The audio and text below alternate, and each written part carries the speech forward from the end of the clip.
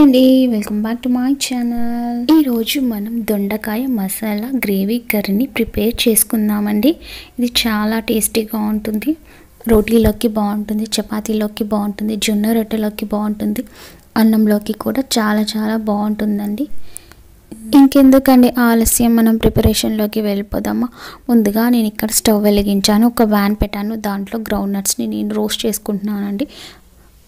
ఒక 2 table spoon నువ్వులు కూడా యాడ్ చేశాను. నెక్స్ట్ నేను ఇక్కడ ఎండు కొబ్బరిని తీసుకున్నానండి, వాటిని కూడా కాస్త రోస్ట్ చేసుకుందాము. నెక్స్ట్ నేను ఇక్కడ ఒక 1/2 టేబుల్ స్పూన్ వరకు సాజీరా, 2 లవంగాలు, ఒక ఇలాచి, ఒక చిన్న చెక్క ముక్క, వాటిని కూడా మనం రోస్ట్ చేసుకుందామండి. ఇవన్నీ రోస్ట్ అయిపోయిన తర్వాత మనం తీసి పక్కన పెట్టుకుందామండి. నెక్స్ట్ నేను ఇక్కడ ఇంకొక ప్యాన్ పెట్టాను. దాంట్లో 3 టేబుల్ స్పూన్ వరకు ఆయిల్ వేసానండి.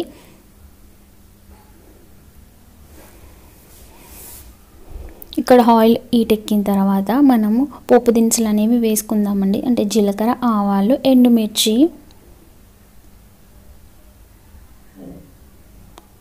నెక్స్ట్ నేను ఇక్కడ 1 కప్ ఆనియన్స్ తీసుకున్నానండి, చిన్నగా కట్ చేశాను 1 కప్పు. వాటిని కాస్త ఫ్రై అవ్వనిద్దాము.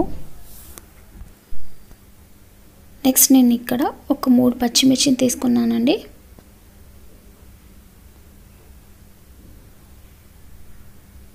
నెక్స్ట్ కొద్దిగా కరివేపాకు,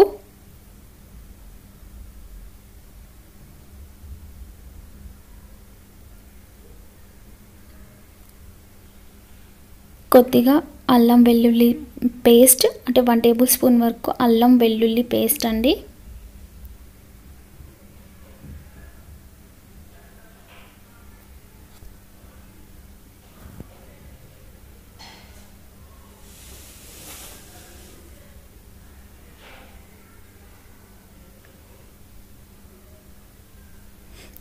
నెక్స్ట్ మనం దొండకాయని వేసుకుందామండి. నేను దొండకాయని ఇలా కట్ చేసుకున్నానండి. అంటే 4 సగంలోకి అలా కాట్లాగా పెట్టుకోవాలి. మనం ఎలాగైతే గుత్తొంకాయ కట్ చేసుకుంటామో అలాగే ఈ దొండకాయని కూడా అలానే కట్ చేసుకుందామండి. నెక్స్ట్ ఇందులో నేను వేసేసాను. ఇవి కూడా కాస్త ఫ్రై అవనిద్దాము.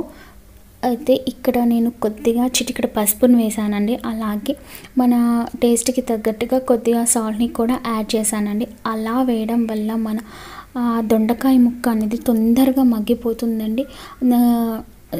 దొండకాయకి కూడా ఉప్పు పట్టి మంచి టేస్ట్ అనేది వస్తుందండి. ఇలా మూత పెట్టుకొని కాస్త మగ్గనిద్దామండి.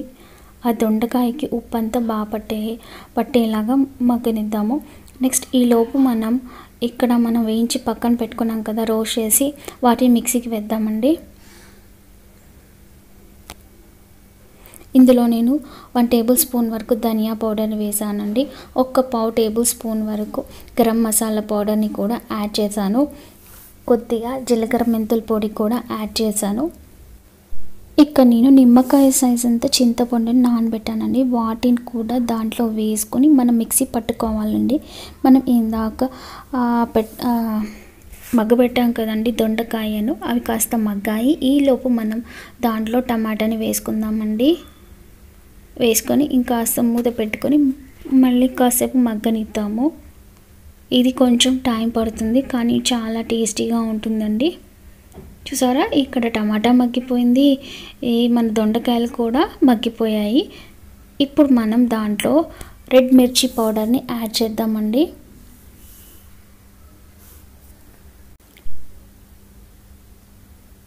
ఇక్కడ నేను 2.5 టేబుల్ స్పూన్ వరకు రెడ్ మిర్చి పౌడర్ని యాడ్ చేశానండి.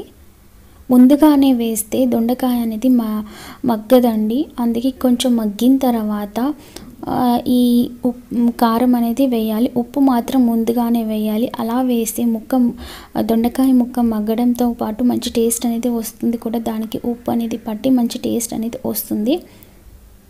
ఇప్పుడు కారం వేసాం కదండి, మన స్పూన్తో అలా మిక్స్ చేసేసుకోవాలి. ఇది వచ్చేసి ఇందాక మనం పేస్ట్ చేసి పెట్టుకున్నాం కదా, రోస్ట్ చేసి పెట్టాం కదా దొండకాయ, పల్లీలు, నువ్వుల్ని, ఆ చింతపండు వేసుకొని పేస్ట్ చేసాం కదండి, ఆ పేస్ట్ని దీంట్లో వేసుకోవాలండి. మనకి గ్రేవీ ఎక్కువ కావాలంటే కొంచెం వాటర్ కూడా యాడ్ చేసుకుంటూ, కొంచెం లిక్విడ్గా కావాలి అంటే కొద్దిగా వాటర్ని కూడా యాడ్ చేసుకుంటూ కాసేపు మూత పెట్టుకొని మూత పెట్టుకొని అలా మగ్గనిద్దామండి. ఈలోపు ఇందాక మనం పేస్ట్ చేసి పెట్టుకున్నాం కదా, ఆ పేస్ట్ అంతా కూడా దొండకాయలోకి పడుతుంది. దొండకాయ ముక్క అనేది దాంట్లో ఉడికిపోతుంది. ఇలా ఒక 10 నిమిషాల పాటు మూత పెట్టుకొని ఉంటే సరిపోతుందండి. చూసారా, ఇక్కడ మన దొండకాయ మగ్గిపోయింది, పైనకంతా ఆయిల్ వచ్చేసింది. అంటే మన కూర అనేది ఆల్మోస్ట్ అయిపోయింది. ఇలా ఒక స్పూన్తో నొక్కి చూసుకోండి, మన దొండకాయ ఉడికిందా లేదో తెలిసిపోతుంది. ఇక్కడ నేను నొక్కి చూసానండి, దొండకాయ అనేది ఉడికిపోయింది. మనం ఇప్పుడు స్టవ్ని ఆఫ్ చేసేద్దామండి. కాస్త పైనుంచి కొత్తిమీర అనేది యాడ్ చేసుకొని స్టవ్ని ఆఫ్ చేసేసుకుందాము. అంతే, మన దొండకాయ మసాలా గ్రేవీ కర్రీ అనేది రెడీ అయిపోయింది. ప్రజెంట్ అయితే నా దగ్గర ఇప్పుడు కొత్తిమీర లేదండి. చివరిగా కొత్తిమీరని యాడ్ చేసేసుకొని స్టవ్ని ఆఫ్ చేసేసుకుంటే మన యమ్మీ దొండకాయ మసాలా గ్రేవీ కర్రీ అని రెడీ అయిపోయింది. ఇది చపాతీలోకి, రోటీల్లోకి, జొన్న రొట్టెలకి, రైస్లోకి కూడా చాలా చాలా చాలా బాగుంటుంది. సేమ్ మన గుత్తి వంకాయ ఎలా ఉంటుందో అలాంటి టేస్టే వస్తుందండి. మీరందరూ తప్పకుండా ట్రై చేసి చూడండి. ఎలా వచ్చింది అనేది నాకు కామెంట్స్లో షేర్ చేయండి.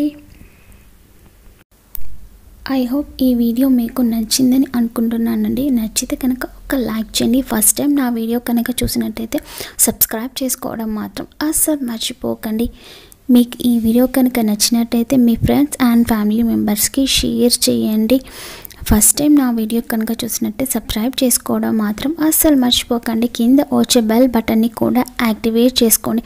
అలా చేయడం వల్ల నేను చేసే ప్రతి ఒక్క వీడియో మీకు నోటిఫికేషన్ ద్వారా వస్తుంది. Thank you for watching.